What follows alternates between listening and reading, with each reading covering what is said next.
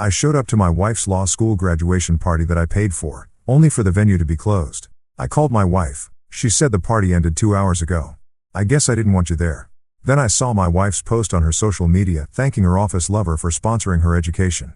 So I walked away quietly, canceled every payment, and sold my 90% stake in her new boyfriend's company, $157 million worth.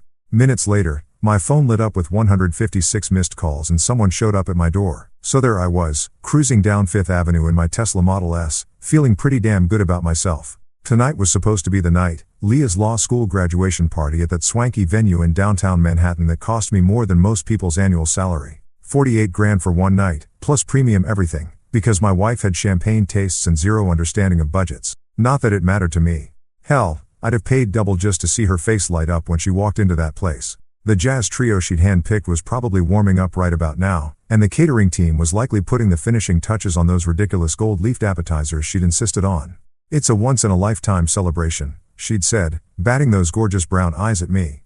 "We need it to be perfect." And like the lovesick fool I apparently was, I'd nodded and pulled out my black Amex without hesitation. Traffic was surprisingly light for a Friday evening in Manhattan, which should have been my first red flag. Usually, getting to downtown venues during peak hours is like trying to navigate through molasses while being attacked by angry cab drivers. But tonight? Smooth sailing. Almost too smooth, if you catch my drift. I pulled up to the venue and immediately knew something was off. The place was darker than my ex-mother-in-law's soul. No valet, no warm lighting spilling onto the sidewalk. No sounds of celebration echoing from inside, just silence and shadows. My gut started doing this annoying little dance it does when things are about to go sideways. I parked and walked up to the main entrance, my Italian leather shoes clicking against the pavement like a countdown timer. The doors were locked tight. Not just we're running late locked, but nobody's been here for hours locked. I pressed my face against the glass, cupping my hands to block out the streetlight glare. Empty. Completely, utterly, soul-crushingly empty. My phone was already in my hand before my brain fully processed what I was seeing. Speed dial number 1, Leah. Straight to voicemail. Her voice, all bright and cheerful. "Hi, you've reached Leah. I'm probably too busy being awesome to answer right now, so leave a message and I'll get back to you when I can." Even her voicemail was cocky. I should have seen the warning signs years ago. I tried again. And again. On the 4th attempt, she finally picked up. "Oh, hey babe." Her voice was light, almost musical. There was background noise, laughter, clinking glasses, the kind of sounds you'd expect from a party in full swing. "Leah, where are you?" "I'm at the venue and it's completely dark. The doors are locked." A pause. Then that laugh, the one I used to think was adorable, but now sounded like nails on a chalkboard. "Oh, the party ended 2 hours ago. I guess I didn't want you there." The words hit me like a freight train carrying a cargo of what the actual hell? "What do you mean you didn't want me there? I paid for the entire thing." "I know. And it was beautiful. Everyone had such a wonderful time. The jazz trio was perfect, by the way." "Great choice." Her voice was so casual, so matter-of-fact, like she was discussing the weather or commenting on a nice restaurant meal. "Leah, this is insane. You can't just..." Click. She hung up on me. Actually hung up, like I was some telemarketer trying to sell her extended warranty coverage on a car she didn't own. I stood there on the sidewalk, staring at my phone like it had personally betrayed me. Cars were whooshing by, people were walking past with their Friday night plans, and the city was humming along like nothing had happened. But my world had just tilted off its axis. That's when I made my second mistake of the evening. I opened Instagram. There it was, posted just 45 minutes ago. Leah in that champagne gold dress I bought her last month from some boutique in Soho that charged more per square inch of fabric than NASA spends on heat shields. She looked absolutely stunning, I'll give her that. Her dark hair was perfectly styled, her makeup was flawless, and she was glowing with happiness. She was also kissing Dominic Kane. Dominic Kane, her senior partner at the law firm. The guy she'd talked about constantly for months. Oh, Dominic thinks this and Dominic suggested that, and Dominic is such a brilliant legal mind. I'd started calling him Dominic this, Dominic that in my head months ago because his name came up in every damn conversation. But here's the real kicker, the caption under the photo. "Couldn't have done it without you, my sponsor through law school," red heart emoji. My sponsor. My sponsor. I'd paid every penny of her tuition for 3 years. I'd covered her rent, her car payments, her shopping sprees, her girls' trips to Miami and Napa Valley. I'd been her walking ATM for our entire relationship, and she was thanking Dominic for sponsoring her through law school, the guy who'd probably never paid for anything more expensive than her Starbucks order. My grip on the phone tightened until I could hear the case creaking. The blood was rushing in my ears, and for a second, I thought I might actually pass out right there on the sidewalk. This wasn't just betrayal. This was humiliation served ice cold with a side of public embarrassment. Everyone who mattered to her had been at that party. Her law school friends, her colleagues, probably half the legal community in Manhattan, and they all thought Dominic was her sugar daddy. The comments were already rolling in. Heart eye emojis, congratulations, people tagging their friends to come see the gorgeous couple. One comment made my stomach drop even further. Finally. We were wondering when you two would make it official. You're perfect together. Finally? They'd been wondering? How long had this been going on? I scrolled through more photos from the party. There was Leah giving her speech, the speech I'd helped her write, by the way, thanking everyone for their support. There was the cake cutting ceremony with that ridiculously expensive custom cake I'd ordered from that fancy bakery in Brooklyn. There were group shots of her law school friends, candid photos of the jazz trio playing, pictures of people dancing and laughing and having the time of their lives at my expense. Literally. And in every single photo where couples appeared, there was Leah with Dominic, his arm around her waist, her hand on his chest, both of them looking like they'd stepped out of some romantic movie about successful young lawyers falling in love over case files and late-night coffee runs. I turned away from the locked venue without another word. There was nothing left to say, nothing left to see. The party was over in more ways than one. Walking back to my car, I felt something shift inside me. The hurt was still there, raw and burning, but underneath it was something colder, something calculating. Leah thought she was so clever, pulling off this little switcheroo. She thought she could just erase me from her success story and replace me with her new boyfriend like I was some inconvenient footnote in her biography. But here's what my dear wife didn't know, and what was about to become very, very important. I don't just throw money around randomly. Every dollar I spend, every investment I make, every financial decision that affects my life gets documented, tracked, and recorded with the precision of a Swiss watchmaker. And Dominic Kane? Well, let's just say that our connection ran a lot deeper than Leah realized. The drive back to my apartment was a blur of red lights and rage-induced tunnel vision. I barely remember navigating through Manhattan traffic, which is saying something because usually driving in this city requires the focus of a neurosurgeon and the patience of a monk. But tonight, I could have been driving blindfolded through a demolition derby and I wouldn't have noticed. My building's doorman, Carlos, gave me his usual friendly wave, but I could see the concern creep across his face when he got a good look at me. Evening, Mr. Thompson. Everything all right? Just peachy, Carlos. Living the dream. My voice came out flat, emotionless. Even I could hear how dead I sounded. The elevator ride to the 30th floor felt like it took forever. I caught my reflection in the polished steel doors and almost didn't recognize myself. My usually perfect hair was disheveled from running my hands through it. My tie was crooked, and my eyes had this hollow look that reminded me of those shell-shocked soldiers you see in war documentaries. But as soon as I walked through my front door and saw my apartment, the one I'd bought and paid for and decorated according to my own damn taste, something inside me started to solidify. This wasn't over. Not by a long shot. The place was exactly as I'd left it this morning. Immaculate, organized, and completely under my control. Floor-to-ceiling windows offered a breathtaking view of Central Park, where the city lights twinkled like expensive jewelry scattered across black velvet. The modern furniture was all clean lines and quality materials. None of that fussy antique stuff Leah had been pushing for. It would add character, she'd said.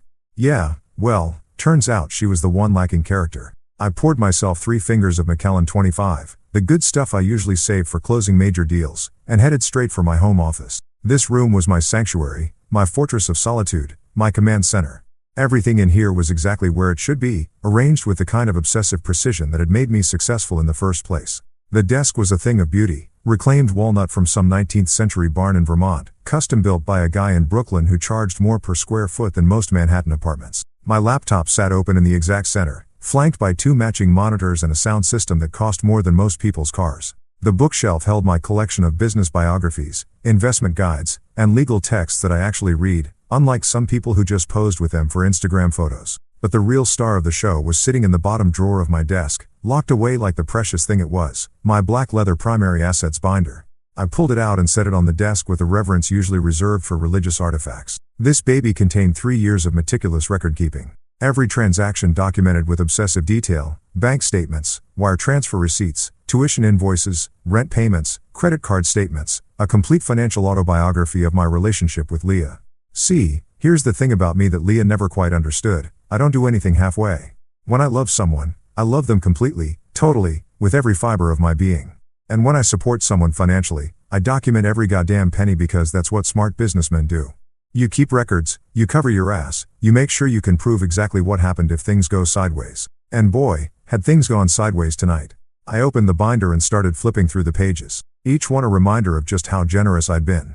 Law school tuition, $180,000 over 3 years, not including books, supplies, and all those study abroad programs she just had to attend. Monthly rent for her apartment in the village, $4,200 for 36 months. Car payments on that BMW she'd claimed was essential for networking, another $800 monthly. Shopping allowances, vacation expenses, restaurant bills that could feed a small village in most countries. The numbers were staggering, even to me. I'd been Leah's personal Bank of America, dispensing cash with the generosity of a drunken lottery winner. And she'd repaid me by making out with her boss at a party I'd funded, then publicly crediting him as her sponsor. But here's where it gets interesting, and where Leah's complete ignorance of my business dealings was about to bite her in her perfectly sculpted ass. About 18 months ago, she'd come to me with this sob story about Dominic. Poor guy was struggling to get his legal consulting firm off the ground. He had big dreams but no capital.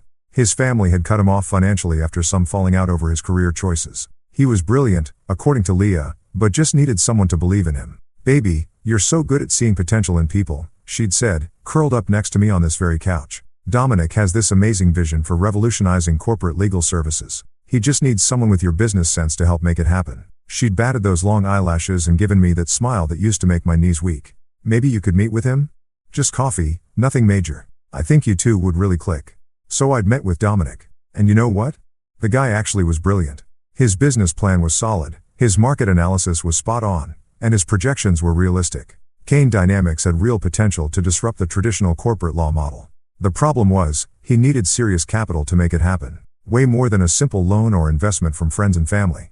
That's when I'd made my move. I'd offered to fund Kane Dynamics completely. Full startup capital, operational expenses, office space, employee salaries, marketing budget, the whole 9 yards. In exchange, I wanted 90% ownership of the company. Dominic would retain 10% and serve as CEO, but I would be the majority shareholder with full voting control. It was a fair deal, more than fair, actually. Most venture capitalists would have demanded 95% for that level of investment. But I'd liked the guy, and more importantly, I'd wanted to make Leah happy by helping her friend. The paperwork was airtight, drawn up by the best corporate lawyers money could buy. Dominic had signed everything without hesitation, probably because he was so grateful to finally have someone take him seriously. And just like that, I'd become the silent owner of what was now a $157 million company. Kane Dynamics had taken off like a rocket over the past year and a half. They'd landed major contracts with Fortune 500 companies, opened offices in 3 cities, and were being courted by several private equity firms for acquisition. The business press was calling Dominic a legal visionary and a disruptive force in corporate consulting. What they didn't know, what nobody knew except me, Dominic, and our lawyers, was that Dominic Kane was essentially a very well-paid employee of mine. He ran the day-to-day operations, made strategic decisions, and got all the public credit. But at the end of the day, I own that company, lock, stock, and barrel. And now, sitting in my office with that Instagram photo burned into my retinas, I realized I had something much better than hurt feelings. I had leverage. I opened my laptop and navigated to the private equity exchange where Kane Dynamics shares could be traded among qualified investors. The current market value, $174.4 million. My 90% stake, worth approximately $157 million, give or take a few million depending on market fluctuations. There were already 3 serious acquisition offers pending in my inbox, 2 private equity firms and 1 major consulting conglomerate, all offering premium prices for immediate sale. I could liquidate my entire position tonight if I wanted to, just click a few buttons and walk away with enough money to buy a small island somewhere. The irony was almost too perfect.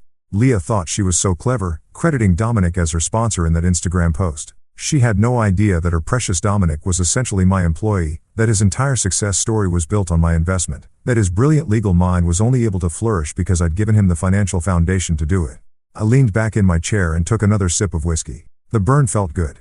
Clarifying. For the first time since I'd seen that locked venue door, I was starting to feel like myself again. Not the hurt, betrayed husband who'd been made a fool of in front of half of Manhattan's legal community, but the calculating businessman who'd built his own fortune by staying 3 steps ahead of everyone else. Leah wanted to play games? She wanted to rewrite history and pretend I'd never existed? She wanted to humiliate me publicly while building her new romance on the foundation I'd provided? Fine. Game on. But this was going to be played by my rules. Now, you know that feeling when you're standing at the edge of a cliff and there's this moment where you could either step back to safety or take the leap into the unknown? That's exactly where I was, sitting at 2:47 a.m., staring at my laptop screen with the cursor hovering over buttons that would change everything. The Macallan had done its job.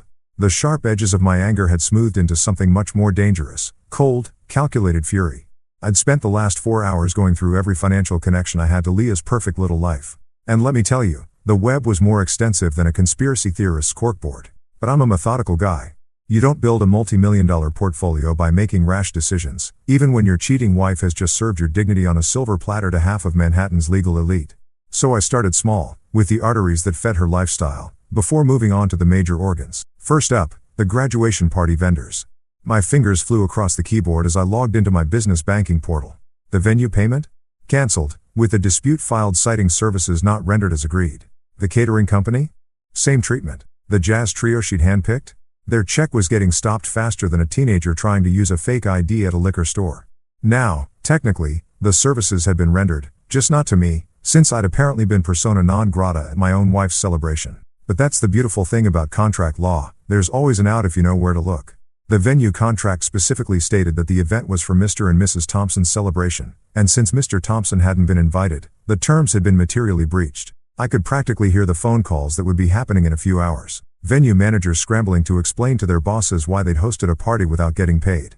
Caterers wondering how they were going to explain the bounce check to their suppliers. The jazz trio probably wouldn't even notice until they tried to deposit their payment next week, but when they did, it was going to be a fun conversation. Next on the chopping block, Leah's corporate American Express card.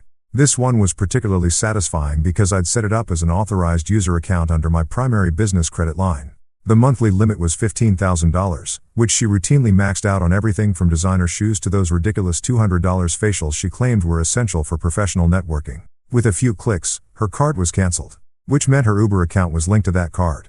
Her seamless orders, her Amazon Prime shopping sprees, her monthly subscription to that boutique gym in Soho where she did more socializing than working out, all of it was about to come to a screeching halt the next time she tried to make a purchase. Then came the big one, her final semester tuition reimbursement. See, here's something most people don't know about law school financing. A lot of students pay their final semester tuition up front and then apply for various reimbursements and grants after graduation. It's like getting a tax refund, except the check is usually around $35,000 and it comes from the school's financial aid office rather than the IRS. Leah's reimbursement had been processed yesterday. I'd gotten the notification email while I was driving to the party venue. $37,142, direct deposited into the joint checking account I'd set up for her education expenses. The same account where I was listed as the primary holder. I transferred every penny back to my personal account and then closed the joint account entirely. The transaction history would show exactly what had happened, but by the time Leah figured it out, the money would be long gone and the account would be a memory. But that was all just foreplay. The main event was Kane Dynamics. I pulled up the private equity exchange again and stared at the numbers. The company I'd built, because let's be honest, that's exactly what I'd done, was valued at $174.4 million as of market close. My 90% stake was worth more than some small country's GDP. And sitting in my inbox were 3 acquisition offers that would turn my investment into enough cash to retire tomorrow if I wanted to. The first offer was from Meridian Capital, a Boston-based private equity firm that specialized in legal service acquisitions. They were offering $180 million for a complete buyout, which represented a 32% premium over current market value. Not bad, but not spectacular. The second offer came from Goldman Sachs' private wealth division, representing an unnamed client who wanted to acquire Kane Dynamics as part of a larger legal services consolidation play. Their offer was $185 million, plus a potential earnout clause that could push the total to $200 million if certain performance metrics were met over the next 2 years. But the third offer, that was the one that made me smile for the first time all night. Blackstone Legal Partners, the same firm that had been trying to poach Dominic for the past 6 months, was offering $195 million for an immediate acquisition with the stipulation that all current management would be retained for a minimum of 2 years. They wanted to buy Kane Dynamics specifically to get Dominic, not realizing that Dominic was essentially just an expensive employee who could be replaced at my whim. The irony was so thick you could cut it with a knife. Blackstone was willing to pay nearly $200 million to acquire a company just to get their hands on a guy who was about to find out that his entire career was built on borrowed time and my generosity. I opened a new browser tab and navigated to the secure transaction portal. My fingers hovered over the keyboard as I considered my options. I could accept the Blackstone offer and walk away with enough money to never work again. Or I could accept one of the other offers and watch Dominic's world crumble when his new corporate overlords decided they didn't need his services after all. But then I remembered that Instagram photo. Leah's lips on his, her hand on his chest, that caption thanking him for being her sponsor through law school. I remembered the comments from their mutual friends, all those people who thought they'd been watching some beautiful love story unfold when they were actually witnessing the most expensive cuckold arrangement in Manhattan's history. Fuck it. I clicked on the Blackstone offer and hit accept terms. The transaction would take 48 hours to fully process, but my shares were now locked in at $195 million. By Monday morning, I would no longer own Kane Dynamics, and Dominic would be working for people who'd paid a premium price for a company they thought he controlled. The beautiful part was that Dominic would probably never know what hit him. He'd wake up Monday morning thinking he was still the visionary CEO of his successful consulting firm. He'd grab his usual coffee from that pretentious place on the corner, check his stock options portfolio, and probably text Leah some cute message about their bright future together. Instead, he'd walk into his office to find representatives from Blackstone waiting to explain the new corporate structure. They'd be polite about it, professional, but the message would be clear. Kane Dynamics was under new management, and Dominic's role was about to be evaluated for optimal strategic fit.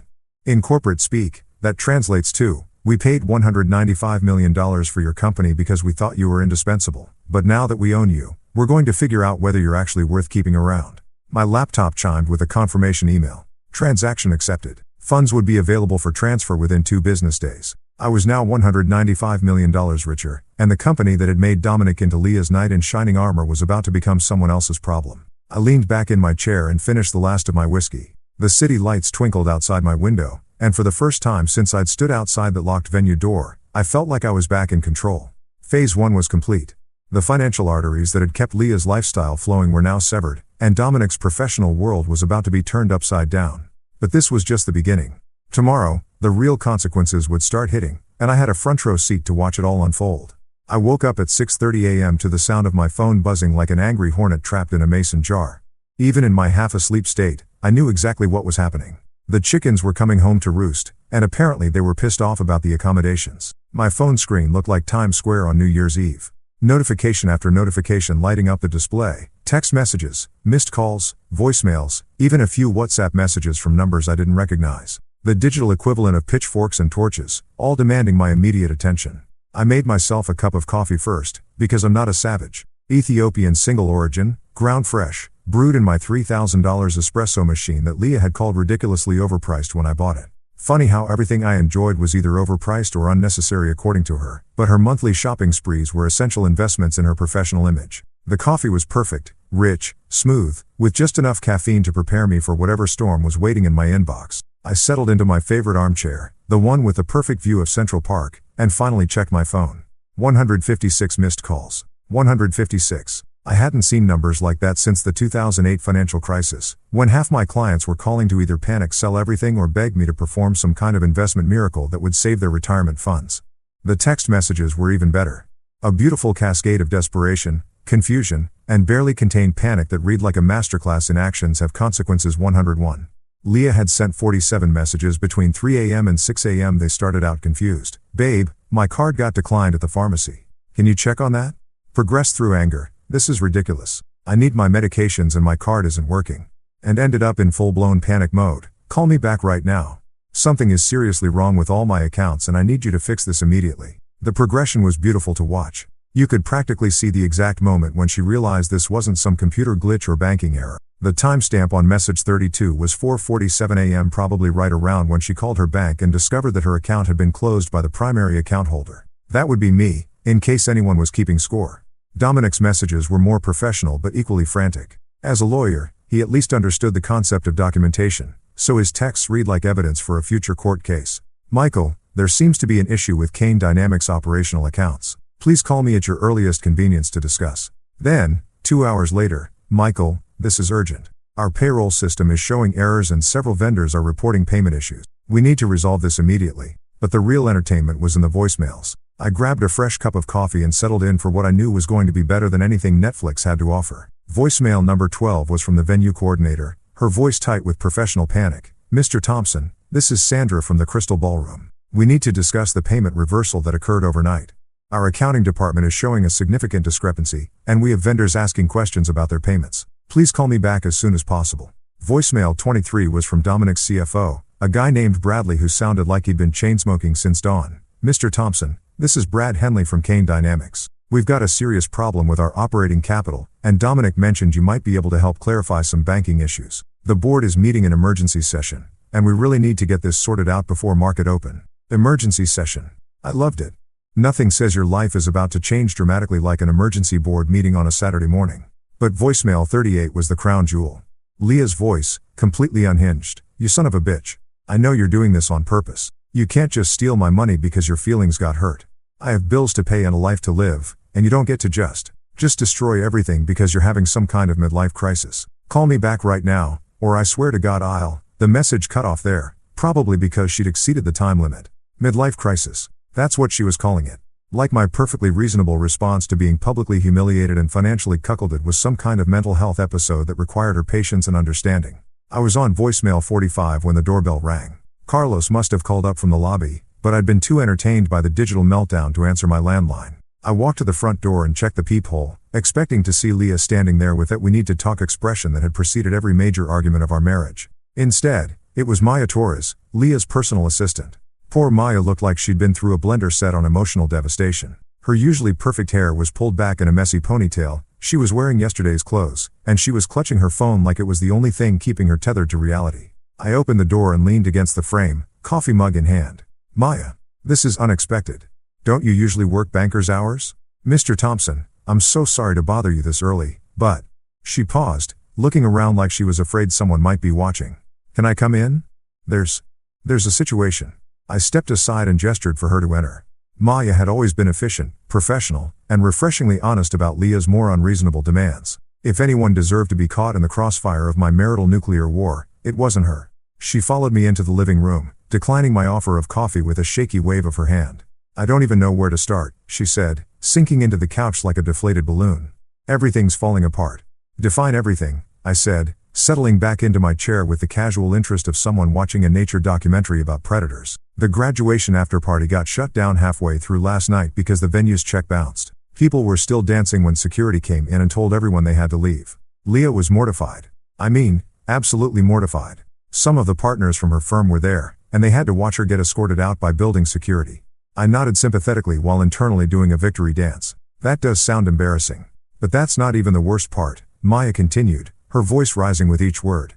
"This morning, Kane Dynamics' payroll system crashed. Completely crashed. Nobody got their direct deposits. The accounting software is showing error messages, and half the staff can't access their company credit cards." "Sounds like a technical issue," I said, taking another sip of coffee. "Mr. Thompson," Maya said, looking at me with the kind of expression usually reserved for explaining simple concepts to small children, "Dominic's board is an emergency session. They're talking about bringing in external auditors. There are rumors flying that the company might be facing some kind of hostile takeover or financial investigation." I raised an eyebrow. "That's quite a leap from a payroll glitch. And Leah?" Maya's voice dropped to almost a whisper. "Leah's losing it. Completely losing it. Her bank accounts are frozen, her credit cards aren't working, and she can't reach you. She's been calling everyone she knows, trying to figure out what's happening, but nobody has any answers." She pulled out her phone and showed me the screen. 17 missed calls from Leah in the past hour alone. "She sent me here to find you," Maya said. She's scared, Mr. Thompson. Really scared. She keeps saying that something terrible has happened and that you're the only one who can fix it." I set down my coffee mug and looked at Maya with what I hoped was an expression of mild concern mixed with complete innocence. "Well, Maya, that does sound like quite a predicament. So you'll help?" The relief in her voice was almost heartbreaking. "Help with what, exactly?" I asked. "I'm just a guy who woke up to 156 missed calls on a Saturday morning. Sounds like Leah and her boyfriend are having some business troubles that have nothing to do with me." Maya stared at me for a long moment, and I could practically see the pieces clicking into place behind her eyes. She was smart enough to recognize the careful neutrality in my tone, experienced enough with wealthy clients to understand when someone was being deliberately obtuse. "This isn't a coincidence, is it?" she said quietly. "Maya," I said, standing up and walking toward the front door, "I think you should probably get back to work. Sounds like your boss is going to need all the help she can get today." After Maya left, looking like someone had just explained quantum physics to her using interpretive dance, I poured myself another cup of coffee and settled in at my desk. The morning entertainment had been delicious, but now it was time to get down to business. Real business, the kind that required letterhead, legal precision, and the sort of terms that would make corporate lawyers weep with admiration. I pulled out a sheet of my personal stationery, heavy cream paper with my name embossed in dark blue ink. The kind of formal correspondence that screams this person means business before you even read the first word. Some people might call it pretentious. I called it setting the proper tone for negotiations. The funny thing about ultimatums is that most people deliver them wrong. They get emotional, start yelling, make threats they can't back up. But a truly effective ultimatum should read like a business contract, because that's exactly what it is, a contract where one party holds all the cards and the other party gets to choose between accepting terrible terms or facing even worse consequences. I cracked my knuckles and started typing. After 15 years of drafting investment agreements and acquisition terms, I knew exactly how to structure this particular document. 2. Leah Thompson and Dominic Kane from Michael Thompson Re. Terms for resolution of current financial disruptions. Date. Today's date. The undersigned acknowledges that recent financial irregularities have created inconveniences for both parties named above. In the interest of resolving these matters expeditiously and avoiding further complications, the following terms are hereby proposed. I pause to admire my opening paragraph. Dry, businesslike, completely devoid of emotional content. Nothing in those sentences even hinted at betrayal, humiliation, or the fact that my wife had been playing tonsil hockey with her boss at a party I'd funded. Just financial irregularities and inconveniences, like their entire world wasn't currently imploding because I decided to stop being their personal ATM. Term 1. Public acknowledgement. Mrs. Leah Thompson shall issue a public statement, to be posted across all personal social media platforms and submitted to relevant legal industry publications, acknowledging that her law school education was funded entirely by Michael Thompson. This statement shall specifically name Michael Thompson as the sole financial backer of her legal education and shall correct any previous public statements suggesting alternative sources of funding. The statement shall be substantively identical to the draft provided as Attachment A to this document. I opened a new document and started drafting Attachment A. This was going to be fun. Statement of correction. I want to publicly acknowledge and thank my husband, Michael Thompson, for his complete financial support throughout my law school journey. Michael paid for my tuition, living expenses, and educational costs without any assistance from other parties. My recent social media posts incorrectly suggested that others had sponsored my education, and I apologize for any confusion this may have caused. Michael's generous support made my legal career possible, and I am grateful for his investment in my future. Short, sweet, and completely humiliating for someone who'd just spent the last 6 months telling everyone that Dominic was her mentor and inspiration. The legal community loved gossip more than reality TV stars love plastic surgery, so this little correction would be making the rounds at every bar association happy hour for months. Back to the main document. Term 2. Executive resignation. Mr. Dominic Kane shall submit his resignation from all positions at Kane Dynamics, effective immediately upon execution of this agreement. Mr. Kane shall waive any claims to severance, stock options, or other compensation beyond salary earned through his final day of employment. Mr. Kane shall cooperate fully with transition activities as directed by the company's new ownership structure. I allowed myself a small smile at that last bit. Dominic would probably spend hours trying to figure out what new ownership structure meant. By the time he figured it out, he'd be updating his LinkedIn profile with seeking new opportunities in legal consulting. Term 3. Marital asset protection. Mrs. Leah Thompson hereby waives any claims to marital property, business interests, or other assets acquired during the marriage by Michael Thompson. This includes, but is not limited to, investment portfolios, real estate holdings, business equity, and intellectual property. Mrs. Thompson acknowledges that these assets represent Michael Thompson's separate property and shall make no claims for division, support, or compensation related to these holdings. This was the big one. Under New York's equitable distribution laws, Leah could theoretically claim half of everything I'd acquired during our marriage. But that was only if she wanted to drag things through divorce court while I systematically dismantled every financial structure that supported her lifestyle. The smart play was to waive her claims now and avoid the scorched earth litigation that would leave us both poorer and angrier. Term 4. Non-disclosure agreement. Both parties shall execute comprehensive non-disclosure agreements prohibiting public discussion of Michael Thompson's business activities, investment decisions, or personal affairs. This includes, but is not limited to, social media posts, interviews, casual conversations with third parties, and any other forms of public or private communication that reference Michael Thompson in any context. I wanted them both to disappear from my life completely. No more Instagram posts tagging me in couple photos. No more casual mentions at networking events. No more "oh, Michael thinks this" or "Michael suggested that" in their professional conversations. They could go build their new life together, but they'd be doing it without using my name as their social currency. Term 5. Enforcement and consequences. Any violation of these terms shall result in immediate legal action seeking full monetary damages, injunctive relief, and complete asset clawback of all funds previously provided to either party. Michael Thompson reserves the right to pursue all available legal remedies, including but not limited to civil litigation, asset forfeiture proceedings, and criminal referrals where applicable. The stick to go with a carrot. In other words, play by my rules or I'd spend the next 5 years and a significant portion of my considerable wealth making their lives a legal nightmare that would make Dante's Inferno look like a spa vacation. I printed the document on my personal letterhead, then printed a second copy for my records. The terms were harsh but fair. Or at least they were as fair as I was feeling toward a cheating wife and her boyfriend who'd been living off my generosity while planning their romantic future together. The beauty of this approach was its simplicity. Leah and Dominic could sign the papers and move on with their lives, or they could refuse and watch as their current financial catastrophe became a permanent state of affairs. I wasn't asking for anything unreasonable, just public acknowledgement of reality, professional consequences for Dominic's poor judgment, and legal protection for my own assets. I folded the documents carefully and placed them in a manila envelope, along with a cover letter explaining that they had 24 hours to respond. Not to negotiate, not to propose counteroffers, but to respond with either signed agreements or a clear indication that they preferred to handle this matter through alternative means. Alternative means in this context being the legal equivalent of a nuclear winter that would leave both of them professionally and financially radioactive for years to come. Maya was probably still somewhere in the building, either hiding in the lobby or pacing around outside trying to figure out how to report back to Leah without becoming the messenger who gets shot. I called down to Carlos and asked him to find her and have her come back up. She knocked on my door 15 minutes later, looking even more frazzled than when she'd left. "Mr. Thompson? Carlos said you wanted to see me again?" I handed her the envelope. "I need you to deliver this to Leah in person. Not by email, not by text, not left with a doorman or assistant. Hand-delivered, with confirmation that she's read and understood the contents." Maya took the envelope like it might explode in her hands. "What is it?" "A solution to her current problems," I said, along with some very reasonable terms for resolving this situation. "She has 24 hours to respond. And if she doesn't respond?" I smiled, the kind of smile that venture capitalists use when explaining to startup founders why their company is being dissolved. "Then she'll discover that her current problems were just the opening act. The main show hasn't even started yet."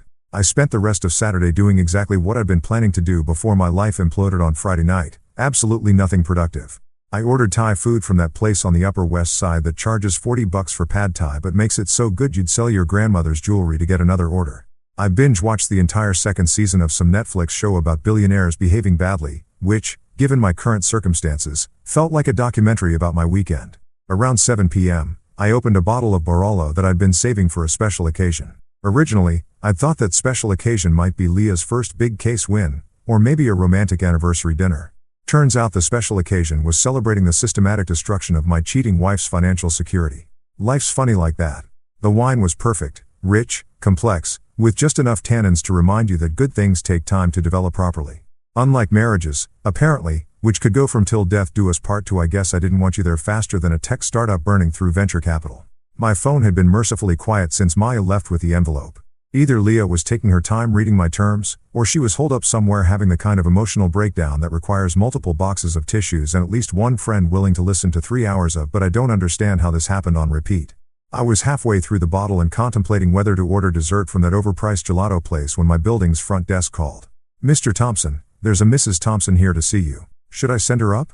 Of course there was. I'd been wondering when she'd finally work up the courage to face me directly instead of sending her assistant to do reconnaissance missions. "Send her up, Carlos. Thanks." I didn't bother changing clothes or tidying up the apartment. If Leah wanted to have this conversation, we were going to have it on my terms, in my space, with me holding all the cards. Besides, she'd seen me in sweatpants and a Harvard Business School t-shirt before, though, admittedly, those previous occasions hadn't involved me systematically dismantling her entire financial support structure. The knock on my door came exactly 4 minutes later, just enough time for the elevator ride and a brief moment of hesitation in the hallway while she worked up her nerve. I opened the door and got my first look at my wife since she'd decided to credit her boyfriend as her law school sponsor. She looked like absolute hell. Her usually perfect hair was hanging loose and unwashed, with the kind of greasy limpness that comes from spending too much time lying in bed staring at the ceiling. The designer makeup she never left the apartment without was completely absent, leaving her face pale and puffy around the eyes. She was still wearing yesterday's clothes, that same champagne gold dress from the Instagram photo, except now it was wrinkled and stained with what looked like coffee or wine or possibly tears. "Can I come in?" she asked, her voice barely above a whisper. I stepped aside without saying anything. What was there to say? "Welcome to the consequences of your actions? Gee, you look like someone who just discovered that financial security isn't guaranteed." Sometimes silence is more devastating than any clever comeback. She walked into the living room like someone navigating a minefield, glancing around at the apartment she'd lived in for 3 years as if she'd never seen it before. Maybe she was finally noticing that every piece of furniture, every piece of art, every expensive gadget had been bought with my money. Or maybe she was just trying to figure out how to start a conversation with the husband she'd publicly humiliated less than 24 hours ago. "I got your document," she said, sinking onto the couch where she'd cuddled with me countless times while planning our future together. Back when I thought our future involved growing old together instead of growing apart via Instagram posts. "I figured you had, considering you're here instead of at Dominic's place." I stayed standing, leaning against the window with my wine glass. Power dynamics matter in negotiations, and I wanted her looking up at me for this conversation. "Michael, I need you to understand something." She was using her lawyer voice, the calm, reasonable tone she'd practiced for closing arguments and client meetings. What happened at the party? It wasn't supposed to hurt you. I nearly choked on my wine. It wasn't supposed to hurt me? You threw a graduation party that I paid for, didn't invite me, made out with your boss in front of everyone we know, and then publicly credited him for funding your education. But somehow this wasn't supposed to hurt me? She paused, running her hands through her unwashed hair. I didn't want you there with my friends. Your friends, I repeated the words like I was trying to understand a foreign language. The same friends who've been eating at restaurants I paid for, drinking wine I bought, celebrating accomplishments that I funded? It's not like that. Then explain to me what it is like, Leah. Because from where I'm standing, it looks like you've been running a 3-year con where you let me pay for your entire life while you planned your exit strategy with Dominic. She stood up abruptly, pacing toward the kitchen like a caged animal. You don't understand the pressure I was under. Do you know what it's like being the wife who can't afford anything on her own? Having everyone know that my husband pays for everything? So your solution was to pretend that your boyfriend pays for everything instead? He's not my boyfriend. The words came out sharp and defensive. Dominic and it's complicated. I laughed, and even I could hear how cold it sounded. Complicated. Right. That's what we're calling it when you stick your tongue down someone's throat at a party and thank them for sponsoring your education. She stopped pacing and turned to face me. I made a mistake, okay? I got caught up in the moment and I said something stupid on Instagram. But that doesn't mean you get to destroy my entire life. Destroy your life? I set down my wine glass and walked toward her. Leah, I didn't destroy anything. I just stopped paying for it. There's a difference. You canceled my credit cards. You closed my bank accounts. She gestured wildly around the apartment. You've turned off everything. I can't even buy groceries. Welcome to adulthood, I said. Most people actually have to earn money before they can spend it. Revolutionary concept, I know. Her face crumpled, and for a moment I saw a flash of the woman I'd fallen in love with 4 years ago. Vulnerable, uncertain, human. Then she straightened up and the lawyer mask slipped back into place. Those terms you sent me, she said. They're ridiculous. You can't expect me to publicly humiliate myself just because you're having some kind of what? I interrupted. Some kind of reasonable response to being betrayed and humiliated? Some kind of natural reaction to discovering that my wife has been planning her future with another man while I pay all the bills? I never planned anything with Dominic. Really? Because that Instagram post sure made it sound like you two have been quite the team. Couldn't have done it without you, my sponsor through law school. Heart emoji. Pretty clear messaging there, counselor. She was crying now, ugly tears that streaked down her cheeks and dripped onto that champagne gold dress. I felt overshadowed by you. Like I couldn't have any success that was really mine. Like everything I accomplished was just because of your money. And so you decided to give the credit to Dominic instead? I didn't mean for it to happen like this. But it did happen like this. I walked back to the window, looking out at the city lights that sparkled like scattered diamonds. You made choices, Leah. You chose not to invite me to your party. You chose to kiss Dominic in front of everyone. You chose to thank him publicly for something I paid for. And now you get to live with the consequences of those choices. She followed me to the window, standing close enough that I could smell her perfume mixed with the scent of desperation and regret. Michael, please. I know I screwed up, but we can fix this. We can go to counseling. We can work through this together. You don't have to burn everything down. I turned to look at her, this woman I'd loved enough to support completely, to invest in totally, to trust with my heart and my wallet. Those terms in the envelope aren't negotiable, Leah. You sign them, or you learn what life looks like when I'm not subsidizing it. And if I sign them? What then? Then you and Dominic can build whatever life you want together. Just not with my money, and not with my name attached to your success story. She stared at me for a long moment, probably trying to figure out if I was bluffing. I wasn't. The old Michael, the one who'd believed in love and partnership and building a life together, had died somewhere between that locked venue door and that Instagram post. The new Michael was a businessman first, and businessmen don't make deals with people who've already proven they can't be trusted. 24 hours, I said quietly. Sign the papers or find out what the alternative looks like. Monday morning arrived with the kind of crisp autumn air that makes Manhattan feel like the center of the universe. I chose my outfit carefully, navy Tom Ford suit, Italian leather shoes that cost more than most people's rent, and a tie that whispered I own this room without having to shout about it. Today wasn't just about business, it was about making a statement that would echo through the financial district for months. The Kane Dynamics building on Park Avenue was one of those gleaming glass towers that screamed we've made it to anyone walking by. 47 stories of steel and ambition, with Dominic's company occupying the entire 32nd floor. I'd been here exactly once before, about 6 months ago, when Dominic had insisted on giving me a tour of our expanding empire. Our empire, if he only knew. I walked through the lobby like I owned the place, which, until about 18 hours ago, I basically did. The security guard recognized me and waved me through without the usual visitor badge nonsense. Poor guy probably had no idea that the friendly investor he'd been greeting for the past year and a half had just sold the company out from under everyone's feet. The elevator ride to the 32nd floor gave me time to appreciate the irony of the situation. When I'd first invested in Kane Dynamics, Dominic had been working out of a WeWork space in Brooklyn, sharing a conference room with a startup that made artisanal dog treats and another company that was trying to revolutionize the sock industry. Now he had a corner office with floor-to-ceiling windows and a view that probably cost more per square foot than some people's entire apartments. All thanks to my money. All about to become someone else's problem. The reception area was buzzing with the kind of nervous energy that happens when rumors start flying and nobody knows which way the wind is blowing. I could see clusters of employees having hushed conversations by the coffee machine, and at least 3 people were frantically typing on their phones like they were texting their resumes to headhunters. Mr. Thompson. The receptionist, a young woman named Jessica who'd always been unfailingly polite, looked relieved to see me. Thank goodness you're here. Mr. Kane has been trying to reach you all weekend. I'm sure he has, I said, checking my watch. Is the board meeting still happening? Yes, sir. Conference room A. They've been in there since 7 this morning. 7 a.m. on a Monday. That was desperation time, the kind of early meeting that happened when shit had hit the fan and everyone was scrambling to figure out which direction the pieces were flying.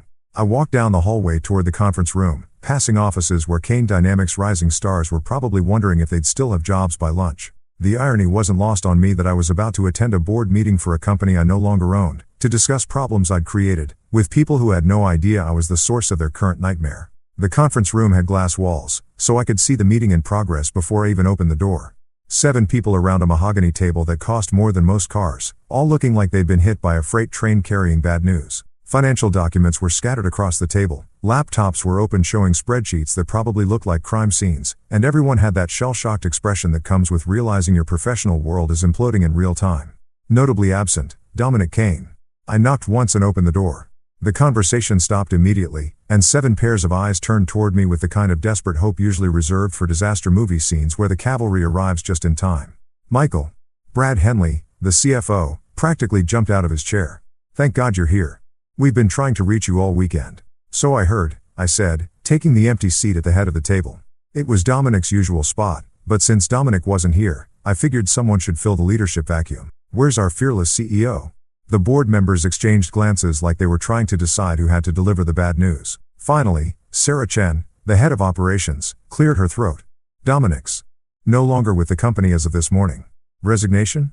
I asked, though I already knew the answer. Security escorted him out about an hour ago, Brad said. He submitted his resignation via email at 6:47 a.m. Very brief, very professional, but he's gone. I nodded like this was surprising news instead of the exact outcome I'd orchestrated. That's unfortunate timing, given our current challenges. Michael, Sarah leaned forward, her voice tight with barely controlled panic. We need to know what's happening with the company's financial structure. Our operating accounts have been frozen, payroll is backed up, and we've got vendors calling every 5 minutes asking about bounced payments. And there are rumors, added Marcus Webb, the head of business development, about some kind of acquisition or hostile takeover. The financial press is sniffing around, asking questions about ownership changes and leadership transitions. I looked around the table at these 7 people who'd helped build Kane Dynamics into a $175 million company. Smart, dedicated professionals who'd worked 60-hour weeks and sacrificed personal time to make Dominic's vision a reality. They deserved better than what was about to happen to them, but unfortunately, they'd been collateral damage. Well, I said, opening my briefcase and pulling out a folder, I have some news that should clarify the situation. I placed copies of the acquisition documents in front of each board member. The Blackstone Legal Partners logo was prominently displayed at the top of each page, followed by language that was both crystal clear and utterly devastating to everyone in the room. As of market close on Friday, I said, watching their faces as they read, I've sold my majority stake in Kane Dynamics to Blackstone Legal Partners. The sale was completed this morning, and they're now the controlling shareholder of the company. The silence that followed was the kind of complete, profound quiet that happens when a room full of intelligent people realizes that their entire professional universe has just been rewritten without their input or consent. Brad was the first to find his voice. Your majority stake? Michael, you own less than 15% of the company. I smiled, the kind of smile that venture capitalists use when explaining to entrepreneurs why their company is being dissolved.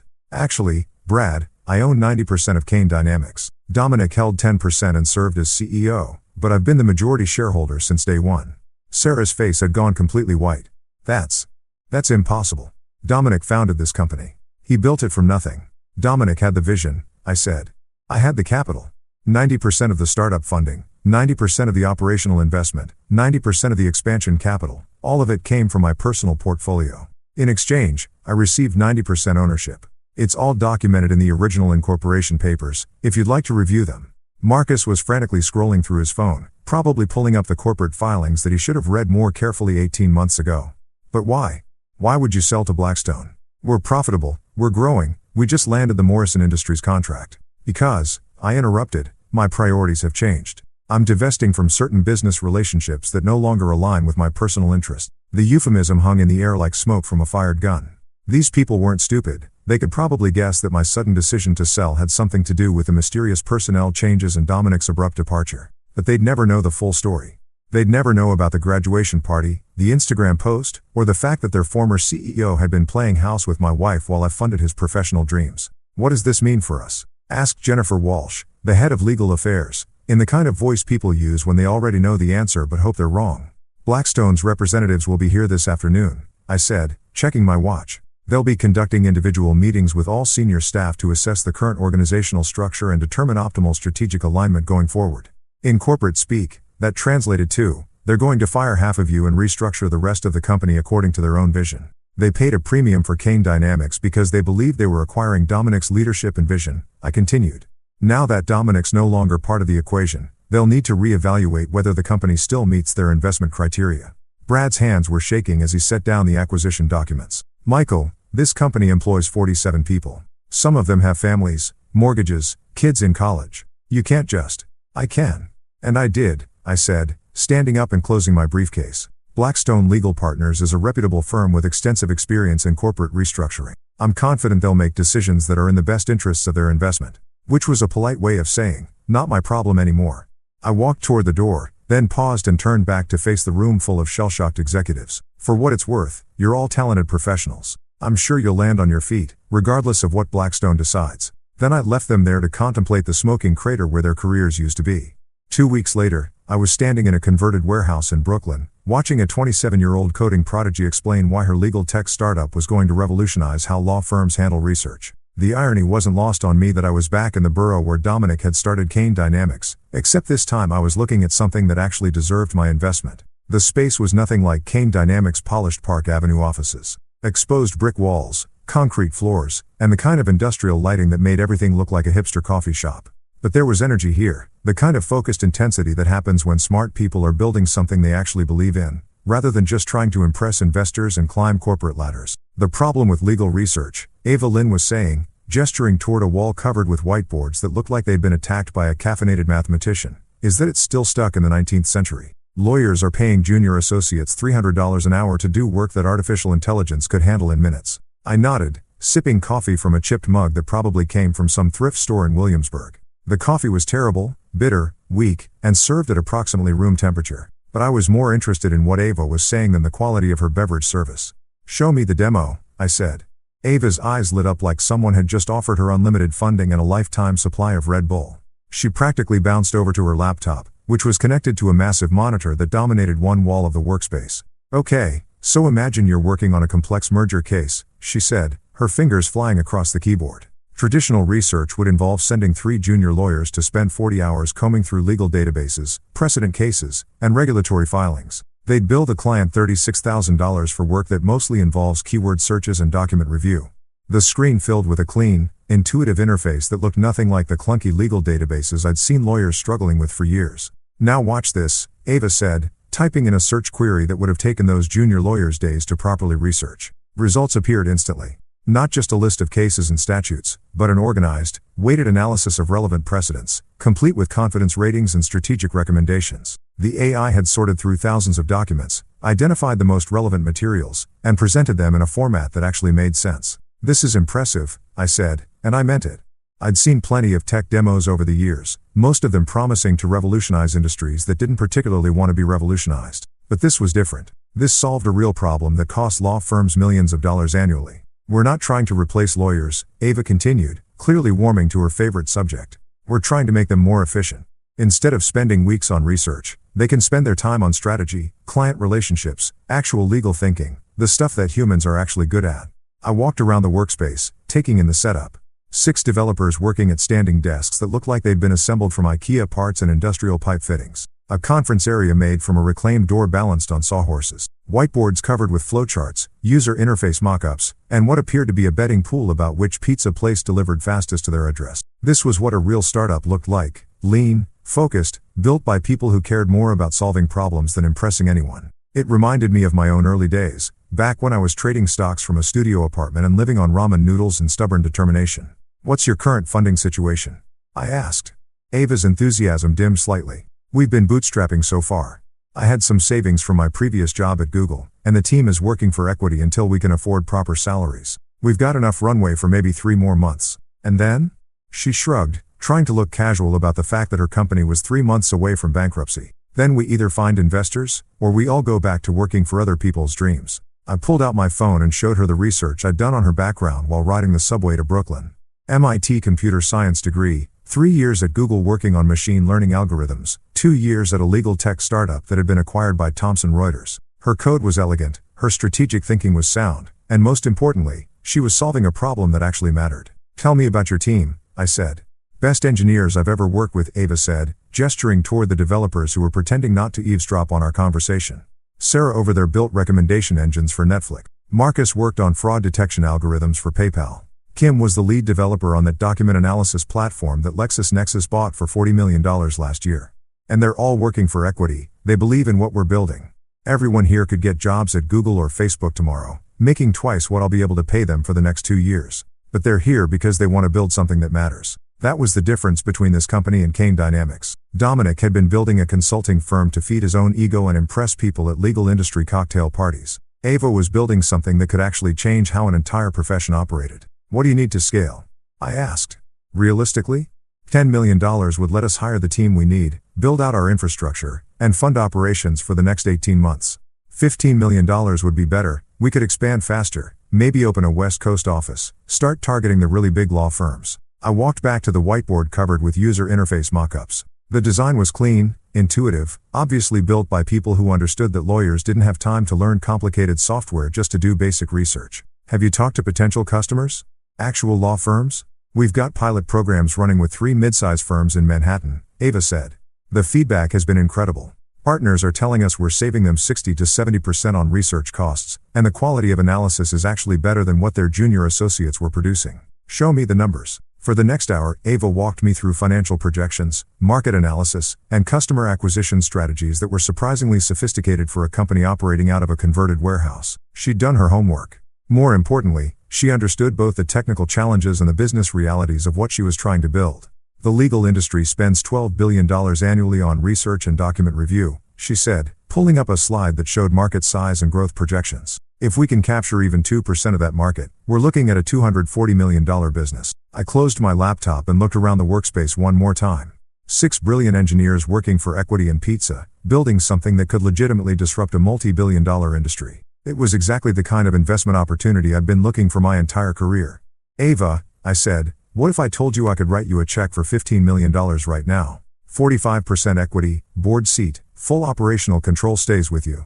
Her face went through approximately 17 different emotions in the span of 3 seconds: shock, disbelief, excitement, suspicion, and finally cautious optimism. "I'd say you're either the best angel investor in New York, or you're running some kind of elaborate scam." I laughed, the first genuine laugh I'd had since that night outside the locked venue. "No scam. Just a guy who knows a good investment when he sees one." I pulled out my checkbook and started writing. $15 million, payable to Lynn Technologies LLC. The same amount I'd made in profit from selling Kane Dynamics, reinvested into something that actually deserved to succeed.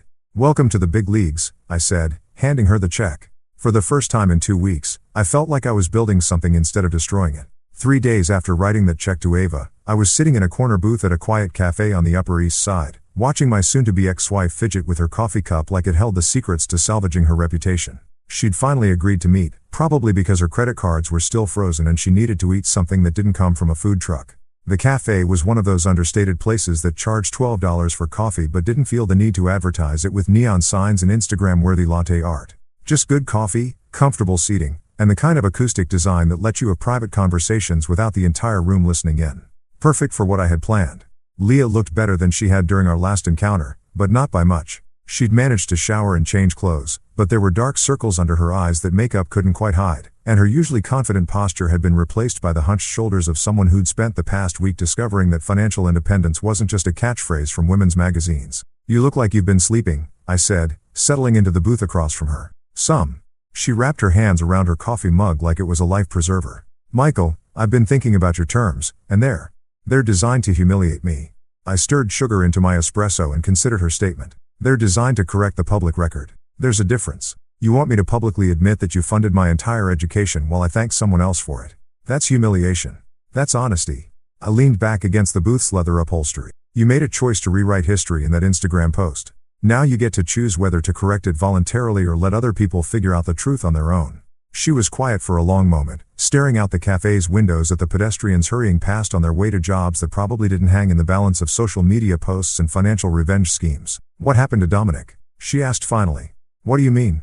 "He won't return my calls. His assistant says he's unavailable for the foreseeable future. His LinkedIn profile shows he's seeking new opportunities." "What did you do to him?" I almost felt bad for her. Almost. She genuinely seemed to believe that Dominic had been some kind of independent success story, a brilliant legal mind who'd built his own empire through talent and determination. The fact that his entire professional existence had been funded by her husband was apparently news to her. "I didn't do anything to Dominic," I said. "I simply stopped doing things for him." "That's cryptic, even for you." "Kane Dynamics was my company, Leah. 90% ownership, fully documented, completely legal. Dominic was essentially a very well-paid employee who got to play CEO because I liked his business plan." The coffee mug slipped from her hands, clattering against the saucer. "That's impossible. The incorporation papers are public record. You're a lawyer, you know how to look these things up. But he built that company from nothing.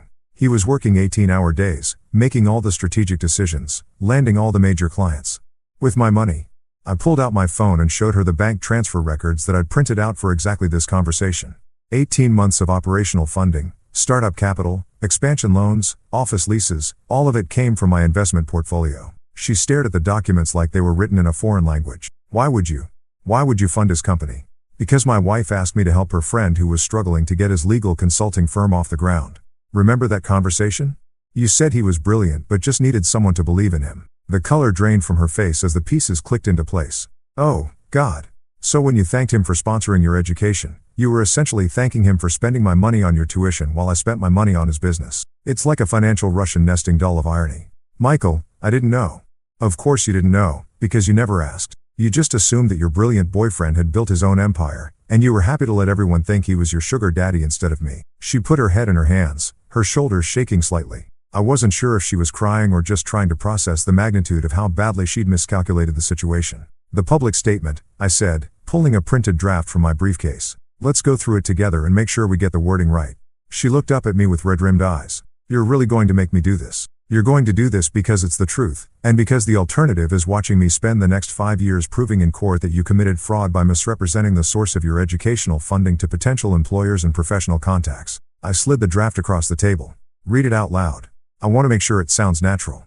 She picked up the paper with hands that were visibly shaking. "I want to publicly acknowledge and thank my husband, Michael Thompson, for his complete financial support throughout my law school journey. Michael paid for my tuition, living expenses, and educational costs without any assistance from other parties. My recent social media posts incorrectly suggested that others had sponsored my education, and I apologize for any confusion this may have caused. Michael's generous support made my legal career possible, and I am grateful for his investment in my future." "Too formal," I said. "It sounds like a hostage video. Try again, but make it sound like something you'd actually write." She looked at me like I'd asked her to recite the phone book in Mandarin. "How do you want me to make this sound natural?" "I'm publicly admitting that I lied about who paid for my law school education.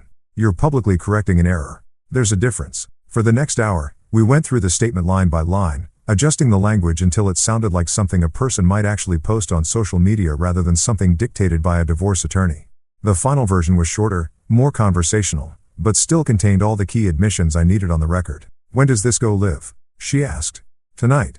Instagram, Facebook, LinkedIn, and you're going to email it to the legal industry publications that covered your graduation. Law Journal, American Lawyer, Legal Times, all of them.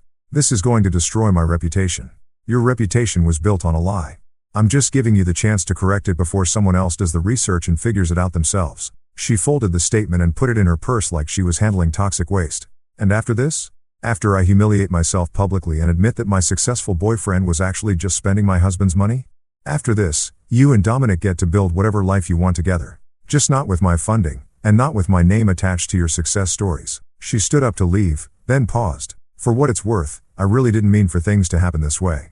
I know, I said, but they did happen this way, and now we all get to live with the consequences. She walked out of the cafe without looking back, probably heading home to spend the rest of the day figuring out how to explain to her friends and colleagues why she was about to publicly contradict everything she'd told them about her relationship with Dominic. I ordered another espresso and checked my phone.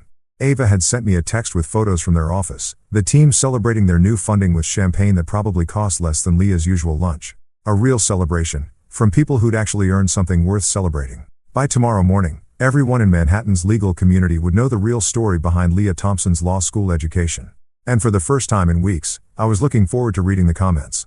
6 months later, I was standing in the sunlight streaming through the windows of my new apartment on the Upper West Side, drinking coffee that didn't cost $12, and feeling genuinely content for the first time in years. 2 bedrooms, hardwood floors, and absolutely zero marble countertops or designer furniture that screamed, "Look how much money I have." Just a normal place where a normal person might actually want to live. The divorce had been finalized 3 weeks ago, quick, clean, and exactly according to the terms I'd outlined in that envelope Maya had delivered what felt like a lifetime ago.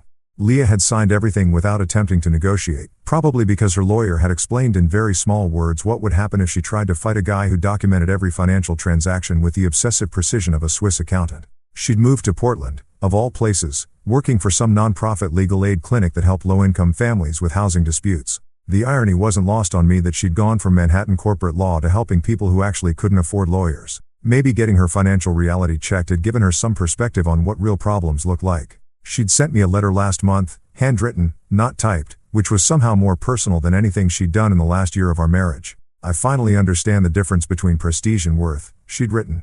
"I'm sorry it took losing everything to figure that out." I'd folded the letter and put it in my desk drawer.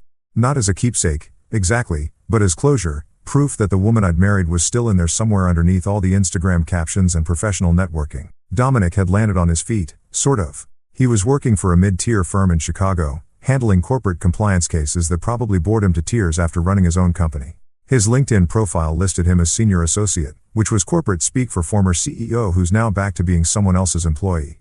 The legal press had moved on to other stories, but his name still occasionally came up as a cautionary tale about the dangers of rapid corporate expansion without proper financial backing. My phone buzzed with a text from Ava. "Just closed the Morrison Industries deal.